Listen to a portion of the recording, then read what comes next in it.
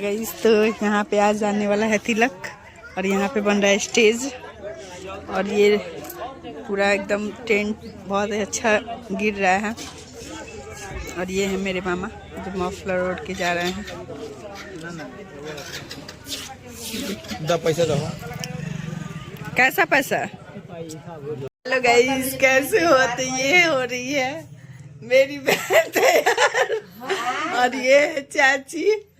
और ये है मेरी बुआ, छोटी वाली बुआ और ये है दीपाली। सभी लोग तैयार हो चुके हैं। ये हूँ मैं हो गई हूँ तैयार। चाची कैसे मातन बोला ना, कैसे मातन बुआ? ठीक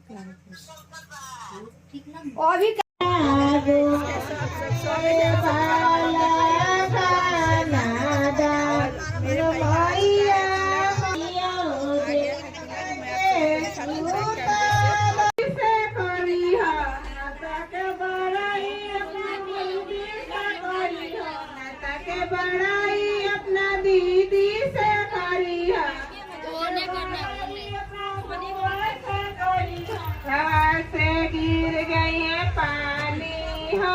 न सको के तू जइया, हवा से गिर जाइए पानी हो न सको के तू जइया, हवा से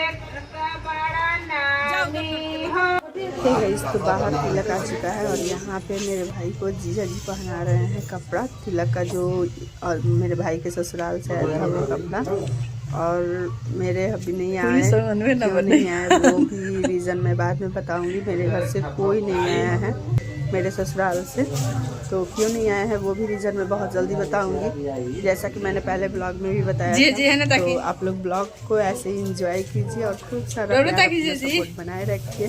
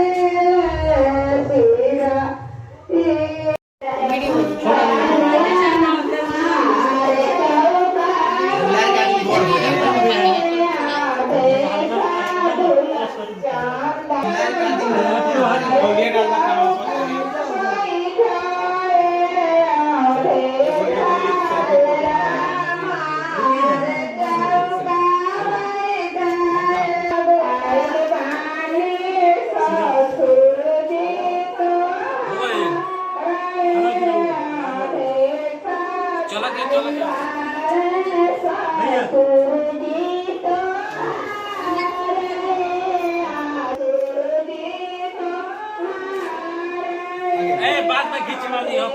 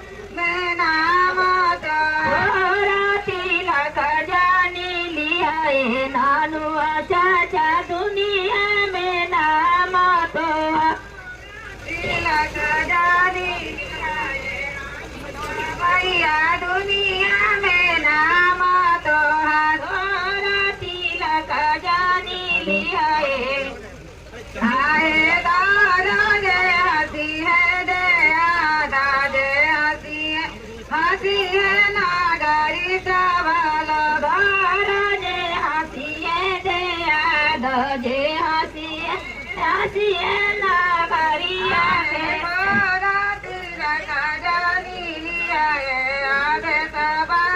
दुनिया में नाम रंजित हमें नाम थोड़े राजे हंसी है दे राजे हंसी है ना गाड़ी सवाल राजे हंसी है दे दादे हंसी है ना गाड़ी के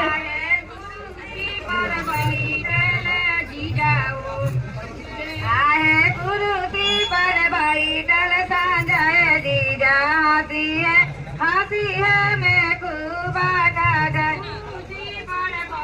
घर से बंद के ससुर से तिलक वाला छोरा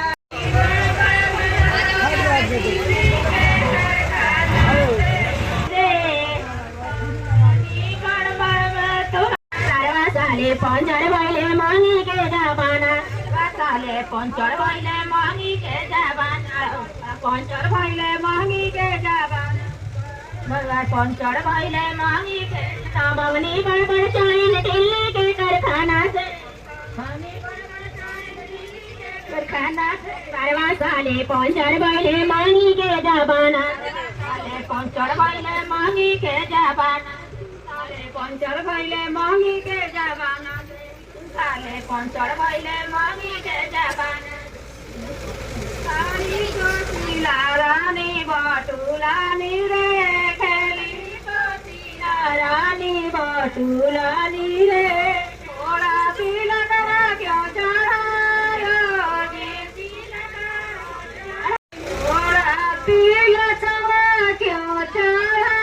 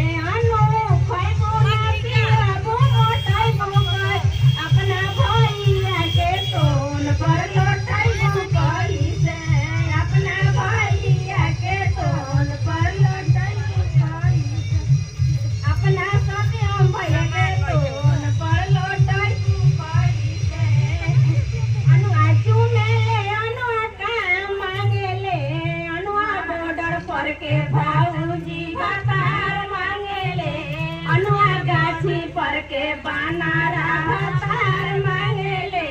अनुआ गाछी पर के अनुआ बरहरी में के हुड़ारा भतार मांगेले हिरण खइबो ना पियाबो मोटइबो पाई अपना कमले सब भइए के सोन पर लोटाइबो अपन मौसी रही सीता अपन मौसी रही सीता मन से चुमती है अपन मौसी रही सीता मन से चुमती है इताई दोन के मौसी मुँह चमकौली इताई दोन के मौसी मुँह चमकौली इताई दोन के मौसी मुँह चमकौली इताई रही सीता मन से चुमती इताई विघ्नवर के भौजी मुँह चमकौली इताई विघ्नवर के भौजी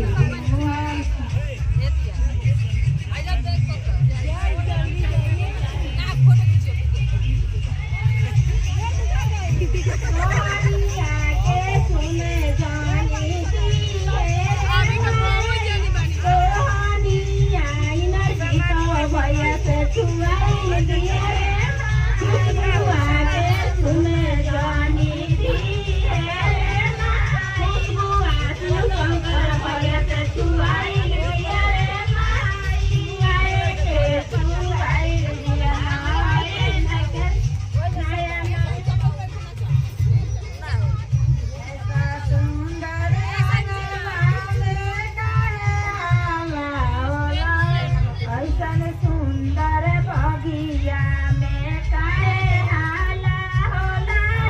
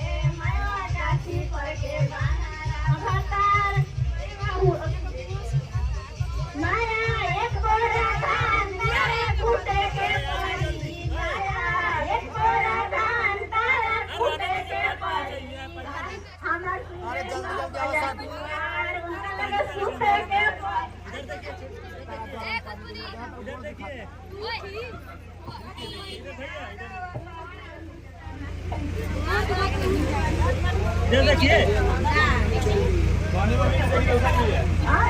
पानी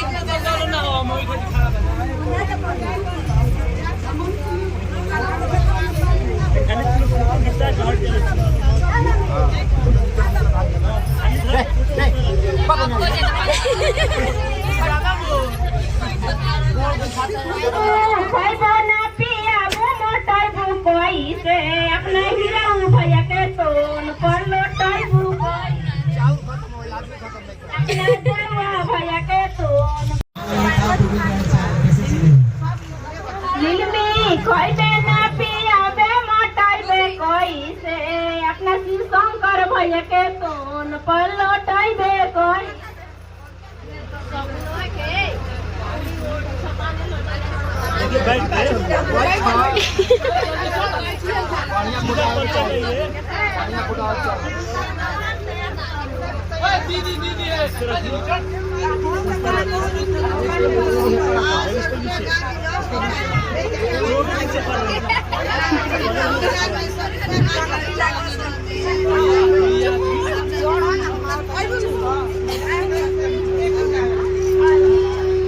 चली खोइबे ना पियाबे मोटाइबे कैसे चल खोइबे ना पियाबू मोटाइबू कैसे अपना भैया के सोन पर लौटाइबू कैसे चली एक पर धान तोरा कूटे के परी नेहवा एक पर धान तोरा कूटे के परी तोहर कमलेश भैया कुमार तोरा सूते के परी चली लो लेके हम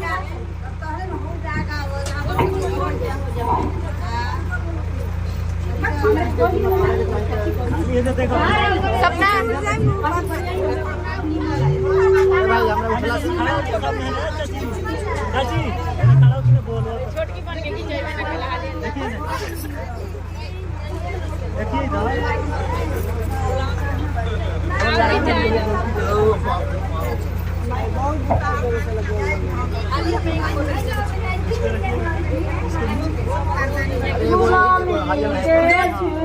जानी दी है रे पुनमी आई रे माई याद सब